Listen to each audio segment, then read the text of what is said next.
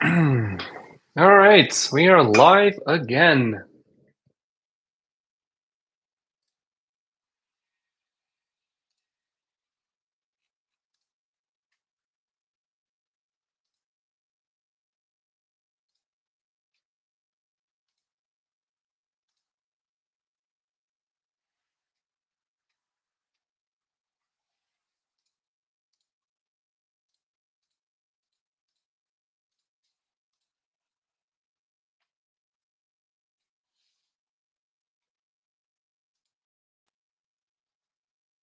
Okay, aha, I can see my voice can be heard, I think.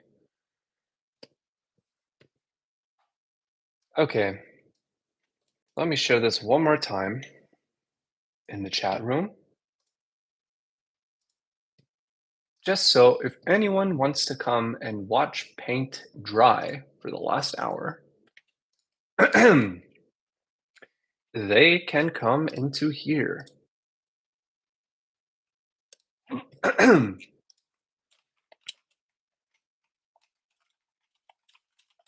To end live stream, my stream for technical issue. Back up again. But I've restarted it. If anyone wants to come in and anyone wants to come in and watch paint dry together for the last hour, feel free to join.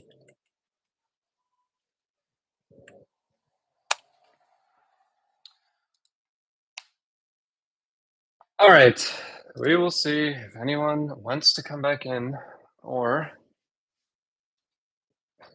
if no.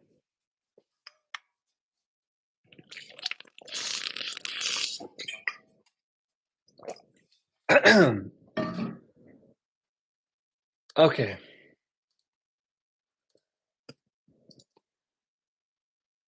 Anyways,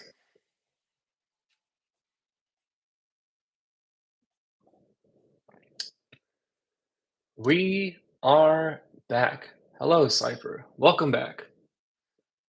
I apologize. I had to go outside and check my cat. She's behaving fine. And I brought her back in, and she wasn't very happy about it. She's an extremely vocal cat. So if I keep her inside while I'm doing this, you guys are going to hear nonstop meowing, and it will drive you fucking insane. I'm used to it, but at the same time, it's unbelievable how relentless it is because it just does not stop at all. Like it just is non-stop meowing. Like you have no idea. So I'm letting her go outside again because I am such a nice pet owner. Someone asked in the chat room, I would rather watch your cat. Can you put him on?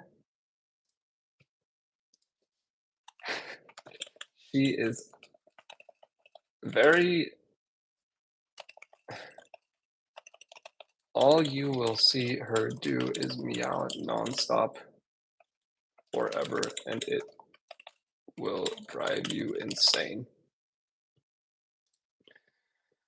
She's a, that is a very interesting observation, Gordon. She's a street cat. Must be a rescue. Yes, she is a rescue. She's technically, um, she has a like the tip of her ear is clipped, so she's and they typically do that for like feral cats who are street cats, just to indicate that they've been fixed.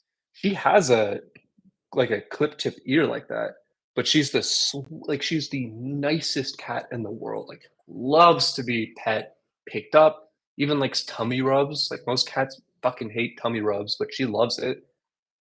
So we're like unsure if she was a feral cat or if she just got picked up and stayed along with other feral cats because most feral cats are very scared and do not like human interaction. But that's a really interesting point. She is crazy loud. The street cats are vocal. Huh. You're a genius, Gordon. Thank you for pointing that out. It's genetic. I learned something new today. I'm gonna have to read more into that. I trust your word for it because anecdotally, my cat does not shut up, but, um, interesting. At least I got something good out of this session. Market doing jack shit, but hey, learn more about my cat. Thanks, I had the same experience. Also have a friend that has a street cat. Very, very interesting. I will definitely be doing some research on that, but thank you for making me smile. Okay, um, back to watching paint dry. Yeah, I'm sorry, but there is just nothing to go and trade here. This is just crap.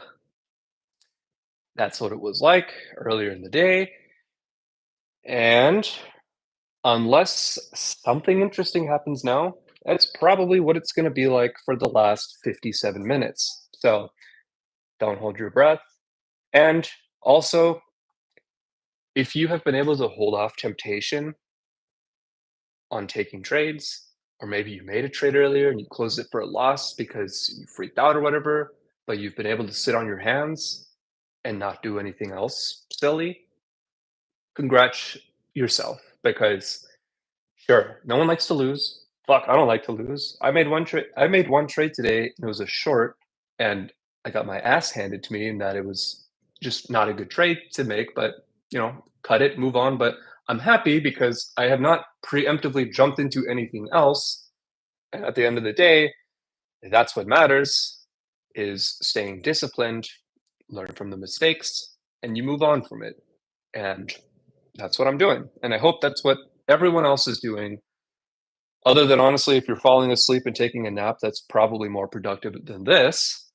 But if you can somehow stay awake during this crap, then, you know, I congratulate you. Can you describe your process organizing watch lists? Do you have buckets or sorted by sectors, ready to enter, past trades, past winners, past losers? Great question, Dave.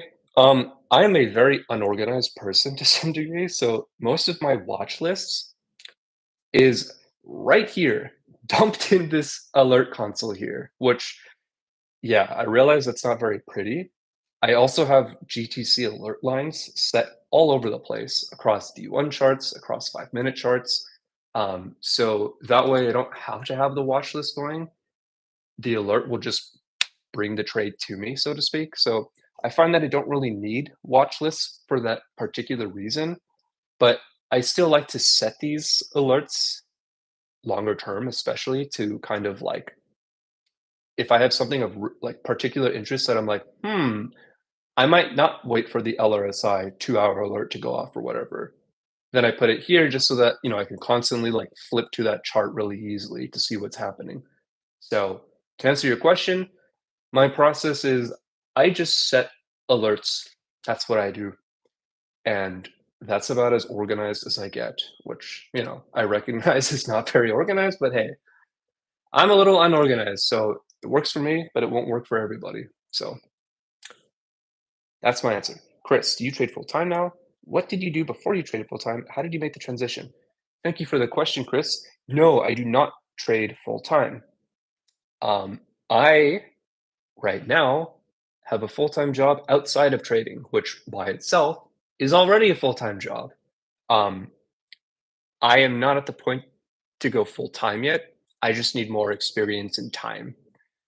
And what do I do right now? Full time outside of trading, I work as a software engineer. So I I am very privileged in that I can pretty much work from home remotely every day. So I'm extremely lucky to have that because I pretty much just have all of my focus on the market during market hours. And then as soon as the day is up, I'll write notes on trades I've taken and stuff, and then I just go to work, so to speak. And oftentimes I will put in more hours like later in the night just to like make sure I'm caught up and stuff. Because I still have a job. I need to keep the job until I go full time, ideally at some point. But I'm not there yet. And how will I make that transition? That transition would happen based on I still just need extra time, meaning, at least another year of like showing not only am I like consistently disciplined, doing the right thing, I'm learning from my mistakes, but that I'm increasing the amount of money I'm making and that, the like deviation and like the consistency of the amount I make isn't too volatile. Like I need to have some sort of steady expected range I can expect to make per month. So at some point, um, that's what I would want to see. But again, since I've switched to trading a real account, you know, my goal has more or less been just stay disciplined, see if when I do make mistakes, do I hold myself together well? Meaning I don't start doing dumb shit like, I don't know, revenge trading or whatever, right? As long as I stay composed and, I focus on what I need to do, which is market first, then that's a win to me because I already know, like, I know how to pick good trades and I can make good trades and I do make good trades for the most part. So I know that will come. I just have to stay focused on the process. So that is more of a time thing.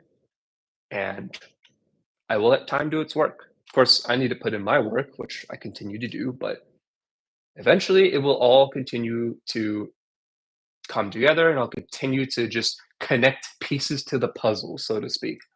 And that's what a lot of my progress has felt like recently is just like I have these isolated pieces of like knowledge or like ideas, and then something happens or time passes by and I'm like, oh, like that makes sense or whatever. Like, yeah, okay, now I get that. And then I feel like I've leveled up in some kind of way. Dave, do you trade inside Option Soccer Pro or another program? Do you find your unorganized method helps with ignoring your P&L to trade just the charts? Or do you still peek at P&L and your positions? Um, I don't trade inside of Option Stalker. I would like to try that. I use Thinkorswim, which I know others use as well. Um, and it does well, to be fair, I have, like, all that censored so that I can't see it, but, of course, that's not enough to know, like, what is your P&L right now or whatever, but I do my